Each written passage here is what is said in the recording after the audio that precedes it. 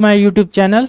Today I will discuss two more questions of ethics, integrity and aptitude GS paper 4 2023.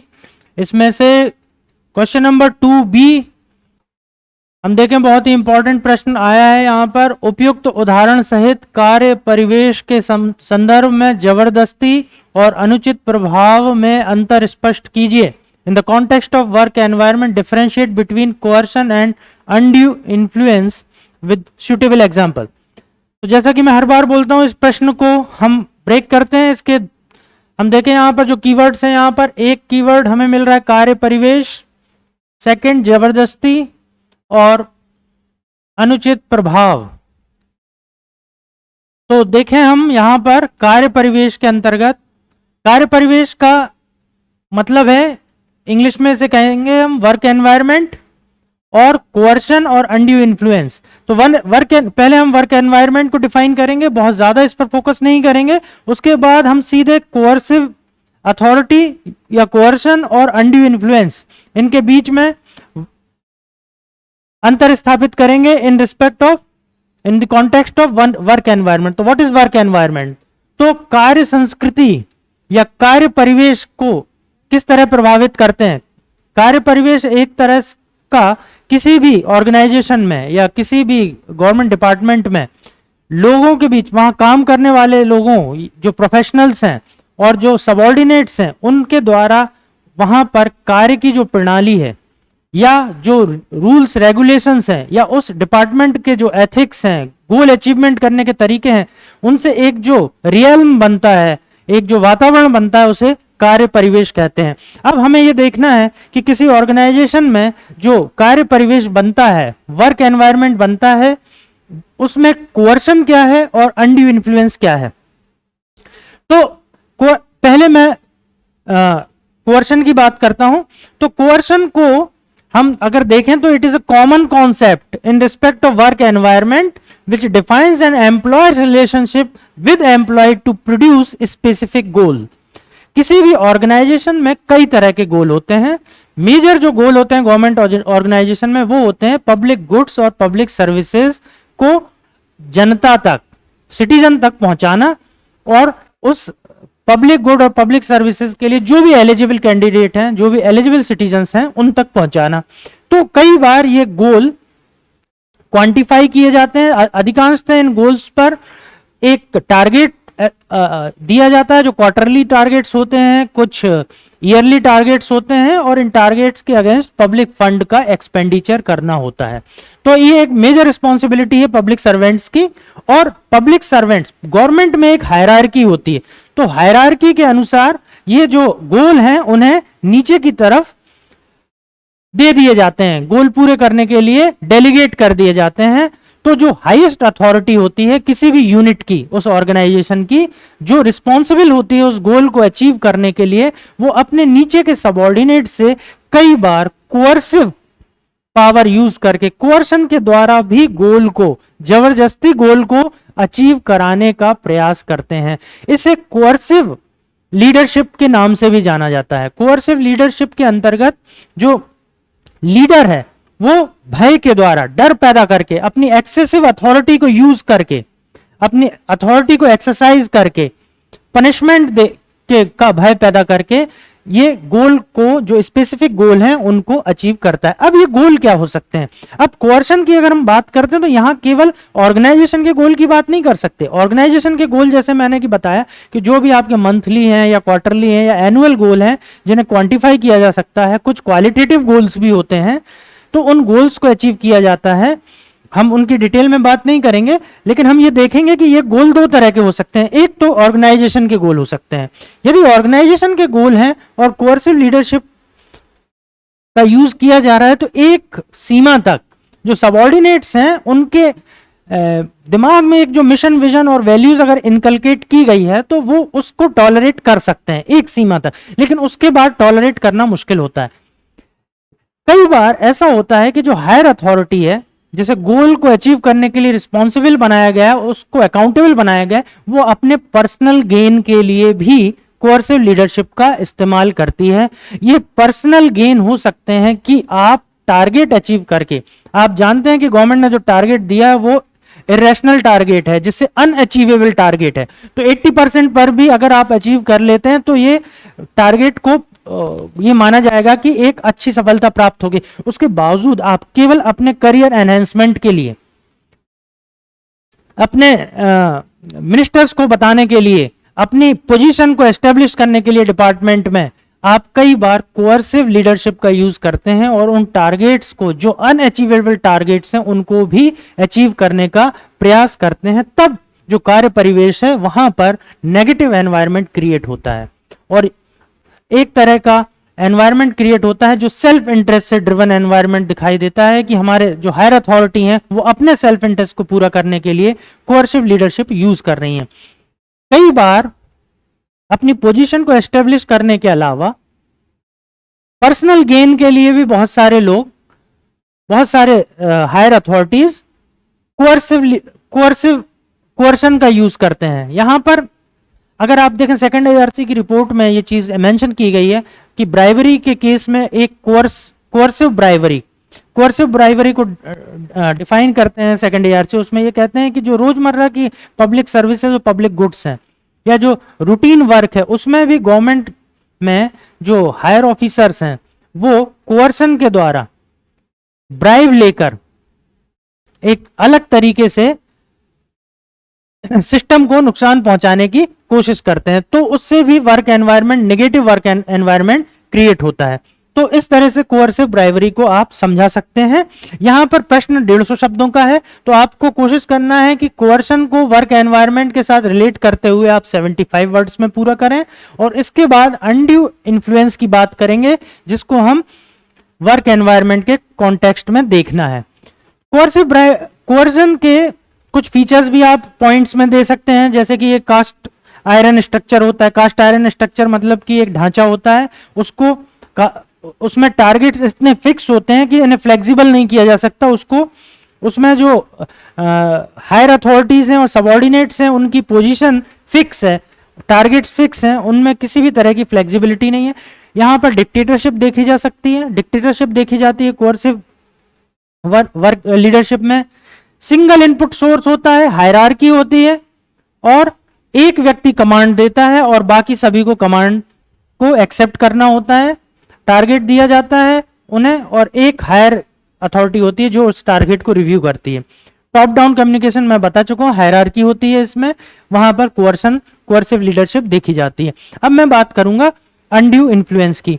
तो undue influence का मतलब होता है, सबसे पहले यहां पर दो शब्द हैं, अनड्यू और influence. What is the meaning of due, then we will discuss what is undue.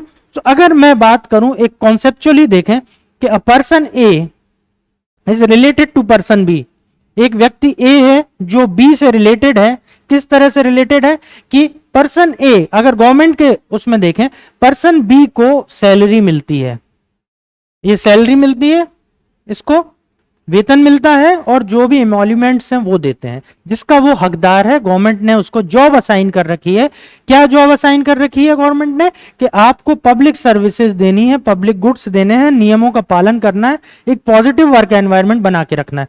This person A is higher authority which is responsible to achieve the goals and these goals will be achieved by person B. इसके एवज में person B गोल पूरे करके देगा, लेकिन वो उसकी monitoring या ओवरसी पर्सन ए करेगा। तो यहां पर पर्सन ए पर्सन बी को कंट्रोल करता है ऑर्गेनाइजेशन के गोल पूरे करने के लिए, और पर्सन बी को सैलरी मिलती है इसके बदले में। यहां तक ये जो रिलेशन है, क्विड प्रो को कहते हैं इसको, ये दोनों डायरेक्शन में जो रिलेशनशिप है, लेन देन का रिलेशनशिप है। इस रिलेशनशिप में अगर यहां तक तो ठीक है कि ए आपको वेतन दे रहा है, ऑर्गेनाइजेशन आपको वेतन दे रही है, तो ड्यू क्रिएट हो रहे हैं, ड्यू को पूरा करना है सर्विस देकर। लेकिन कई बार ऐसा होता है कि वेतन तो दे रही है सरकार, ड्यूज पूरे करने, इसके बदले में पर्सन ए अपने कोअर्सिव या कोअर्शन का यूज करके या अपनी अथॉरिटी का यूज करके, पावर का यूज करके बी से कुछ ऐसे एडवांटेज लेने की कोशिश करता है जिसके लिए बी को जिनके लिए बी को किसी भी तरह की ड्यूटीज असाइन नहीं है। तो influencing the decision making authority, here A is decision making authority, in his decision of B is undue influence. अब ये जो ए और बी का रिलेशन मैंने अभी आपको बताया, हायर अथॉरिटी और लोअर अथॉरिटी का रिलेशनशिप, कई बार अनड्यू इन्फ्लुएंस में जो सबऑर्डिनेट्स हैं वो भी हायर अथॉरिटी को इन्फ्लुएंस में ले सकते हैं, और कई बार जो पीयर होते हैं वो भी हायर अथॉरिटी को इन्फ्लुएंस में ले सकते हैं।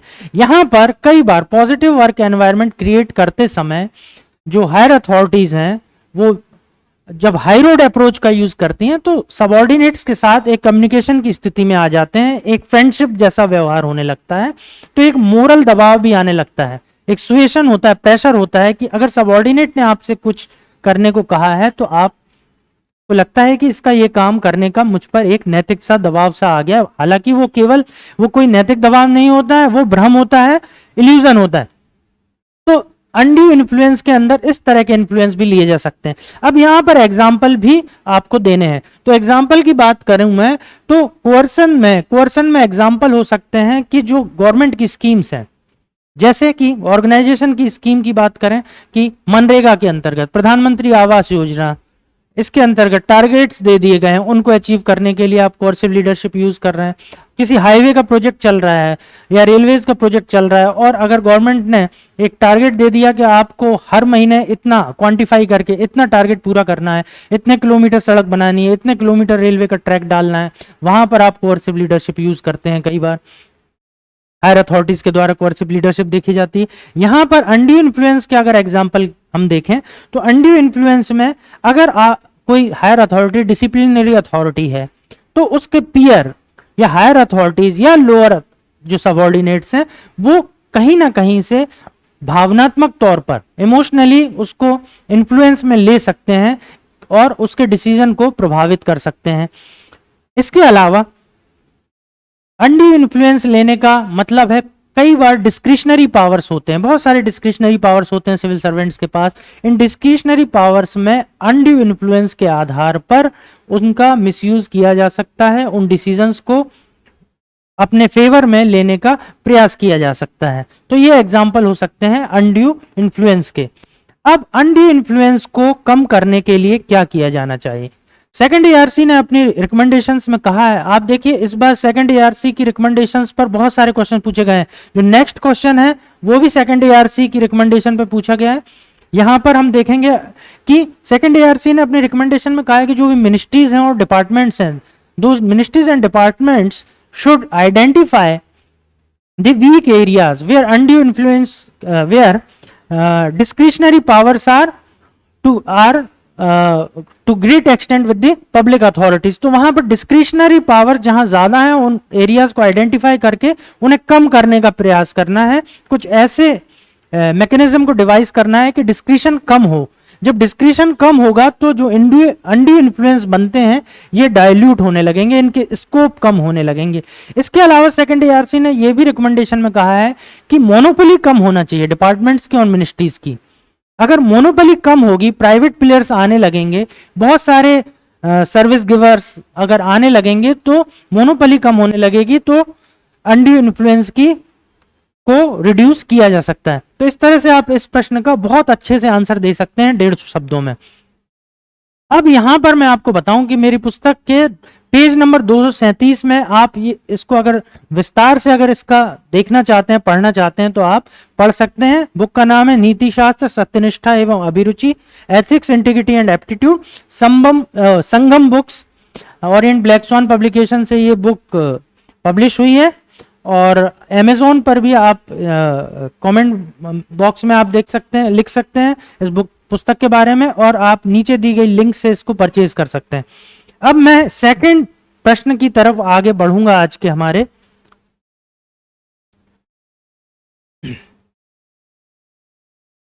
हमारा जो आज का दूसरा प्रश्न है 6B, इसमें पूछा गया है कि सामाजिक पूंजी की व्याख्या कीजिए, यह स्वशासन में वृद्धि कैसे करती है। Explain the terms social capital, how does it enhance good governance. तो ये भी आप अगर प्रश्न की विस्तृत व्याख्या देखना चाहते हैं तो मेरी पुस्तक के पृष्ठ क्रमांक 223 और 224 इसमें आपको डिटेल में मिल सकता है। इसके अलावा आप अगर इसको सामाजिक पूंजी सोशल कैपिटल को अगर विस्तार से देखना चाहते हैं तो सेकंड एआरसी जो बीरप्पा मोइली की अध्यक्षता में second ARC second administrative reform commission बना था, इनकी 9th रिपोर्ट है सोशल कैपिटल शेयर्ड डेस्टिनी, आप उस पर भी इसका विस्तार से देख सकते हैं। तो सबसे पहले हम देखते हैं इस प्रश्न को, ये 150 शब्दों में लिखा जाना है इस प्रश्न को। इसमें सामाजिक पूंजी की व्याख्या, तो यहां पर एक कीवर्ड है सोशल कैपिटल और उसको गुड गवर्नेंस से हमें जोड़ना है, कनेक्ट करना है। तो सबसे पहले हम डिफाइन करेंगे what is social capital. Social capital को डिफाइन करने के बाद हम बहुत ज्यादा इसको डिटेल में डिफाइन नहीं करेंगे, केवल हम उन्हीं पक्षों को डिफाइन करेंगे जो गुड गवर्नेंस को जोड़ रहे होंगे। तो सोशल कैपिटल को हम डिफाइन कर सकते हैं 50 शब्दों में और फिर इसका गुड गवर्नेंस से संबंध हम 100 शब्दों में डिफाइन करेंगे। तो what is social capital? So before understanding the social capital V will understand what is the meaning of capital, what is physical capital, what is human capital. तो हम सीधे आते हैं, कैपिटल का मतलब आप सबको पता है, यहां बताने की जरूरत नहीं। I will talk about human capital. What is human capital? Human capital can be defined as properties virtues of individuals. जो समाज के बहुत सारे मेंबर्स हैं, उन सभी मेंबर्स के इंडिविजुअल वर्च्यूज, उनकी क्वालिटी कैरेक्टरिस्टिक्स को ह्यूमन कैपिटल के तौर पे देखा जाता है।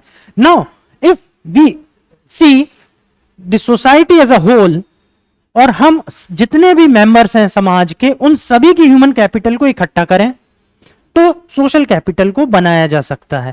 लेकिन अगर आइसोलेशन में अगर इन्हें कनेक्ट हम देखें तो वो सोशल कैपिटल नहीं है।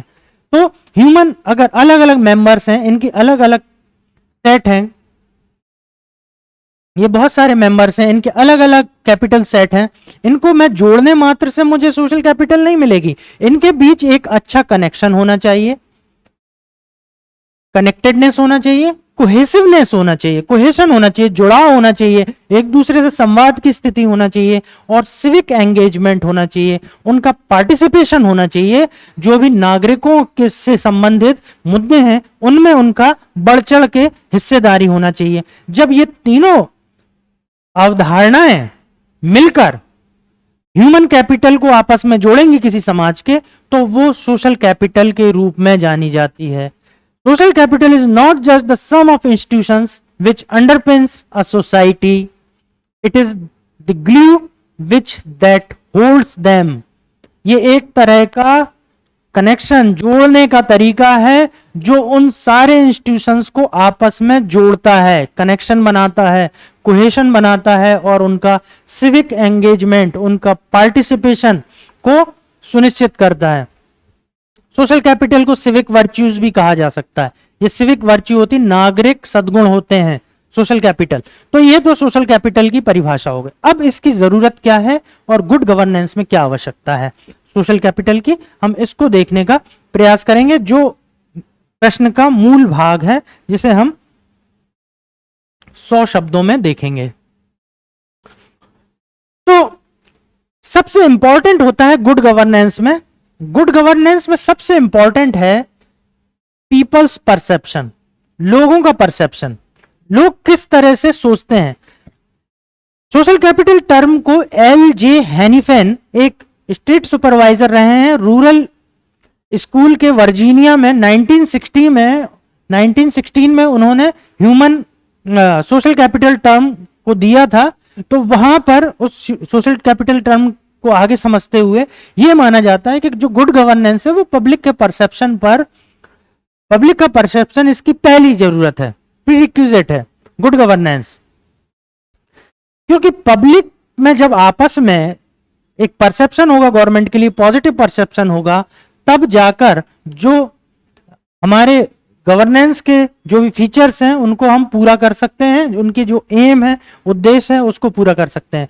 यहां पर बहुत सारे इंटरनल इंस्टीट्यूशंस को सोशल कैपिटल बनाने के लिए, चूंकि सोशल कैपिटल के अंदर कनेक्टेडनेस बनानी है, कोहेसिवनेस बनानी है, तो इस कोहेशन को बनाने के लिए हमें बहुत सारे नागरिक संस्थाएं बनानी होती हैं, जिनके अलग अलग तरीके की ये नागरिक संस्थाएं होती हैं, इन्हें एनजीओज कहते हैं।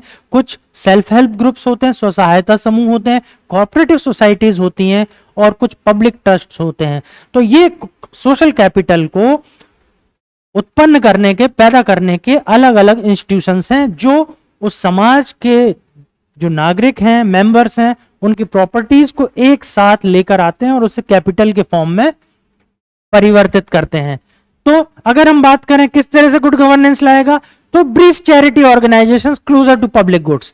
तो जो भी पब्लिक गुड्स देने का काम सरकार का है, लेकिन सरकार की एक लिमिटेशन है, जो सरकारी कर्मचारी और अधिकारी हैं उनका एक लिमिटेशन है। उस लिमिटेशन के बाहर अगर हम देखें और पब्लिक गुड्स को जो एलिजिबल सिटीजन्स हैं उन तक पहुंचाने में ये ऑर्गेनाइजेशंस काफी फायदेमंद साबित हुए हैं, और इनने खुद को प्रूव भी किया है। जैसे दूध के क्षेत्र में श्वेत क्रांति, मिल्क रेवोल्यूशन की बात करें हम, व्हाइट रेवोल्यूशन की, तो वहां पर कोऑपरेटिव सोसाइटीज ने वंडरफुल काम किया है ना। अमूल की बात करें हम, Anand milk union limited cooperative society थी, सांची कोऑपरेटिव सोसाइटी है। तो इन कोऑपरेटिव सोसाइटीज ने समाज में गुड गवर्नेंस को लाने के लिए बहुत अच्छा काम किया है। तो पब्लिक गुड्स को पहुंचाने में एनजीओज का बहुत अच्छा योगदान रहा है। एसएचजीज का हालांकि कुछ कमियां रही हैं, हम उनकी बाद में बात करेंगे। Improve conducts of public servants, ये जो इंटरनल इंस्टीट्यूशंस होते हैं जो सोशल कैपिटल को बना रहे हैं, ये एक तरह के प्रेशर ग्रुप की तरह भी काम करते हैं। तो इन प्रेशर्स के कारण जो पब्लिक सर्वेंट्स, क्योंकि इनका काम रिव्यू करना भी है, जैसे सोशल ऑडिट कहते हैं। सोशल ऑडिट में जो सोशल इंस्टीट्यूशंस हैं उनके द्वारा जो पब्लिक गुड्स और पब्लिक सर्विसेज प्रोवाइड की जा रही हैं सरकार के द्वारा, उनका क्वांटिटेटिव और क्वालिटेटिव रिव्यू किया जाता है, सोशल ऑडिटिंग की जाती है। समाज के उन्हीं लोगों के द्वारा ऑडिट की जाती है जिनके लिए वो सर्विसेज दी गई हैं। तो एक प्रेशर बनता है और इससे पब्लिक सर्वेंट्स का कंडक्ट इंप्रूव होता है, इससे गुड गवर्नेंस आता है, बेटर गवर्नेंस आता है। इससे रेजुविनेट कोऑपरेटिव्स, इसके द्वारा जो व्यक्तियों के बीच में एक दूसरे के साथ सहयोग की भावना है वो बढ़ती है, वो रेजुविनेट होती है भावना, उससे भी गुड गवर्नेंस आता है, पब्लिक ऑर्डर बनता है, समाज में सौहार्द बनता है, और एक दूसरे के साथ जुड़ के एक दूसरे की वर्च्यूज को, कैरेक्टरिस्टिक्स को यूज करके एक बड़े आउटपुट को, रिजल्ट को प्रोड्यूस करने में मदद मिलती है। रूरल क्रेडिट के स्ट्रेंथन में सोशल कैपिटल का काफी योगदान रहा है। यहां एसएचजीज का जो फाइनेंशियल इंक्लूजन करके छोटी क्रेडिट देकर उनको उनके जो इकोनॉमिक या फाइनेंशियल एनहेंसमेंट किया गया है स्टेटस में, ये रूरल क्रेडिट का इसमें काफी योगदान रहा है।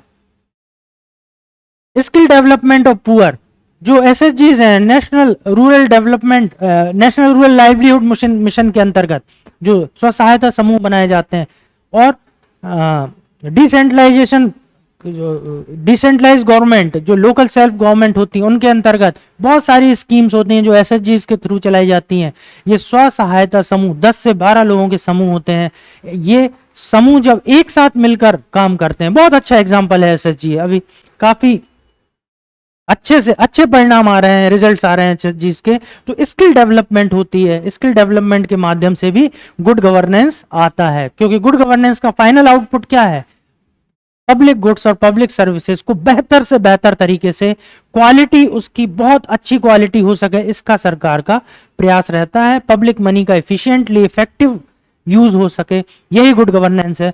तो ये सारी की सारी चीजें, ट्रांसपेरेंसी आ सके, इंटीग्रिटी आ सके, तो ये सारी की सारी चीजें हम देख सकते हैं कि इंटरनल इंस्टीट्यूशन के माध्यम से आ सकती। अगर आप चाहें तो गुड गवर्नेंस को भी 30 से 35 शब्दों में यहां पर समझा सकते हैं कि गुड गवर्नेंस के कंपोनेंट्स क्या हैं, गुड गवर्नेंस के पिलर्स कौन से हैं, लेकिन इनको सिर्फ टच करते हुए चलना है। आपका मेजर फोकस जो होगा वो होगा आपके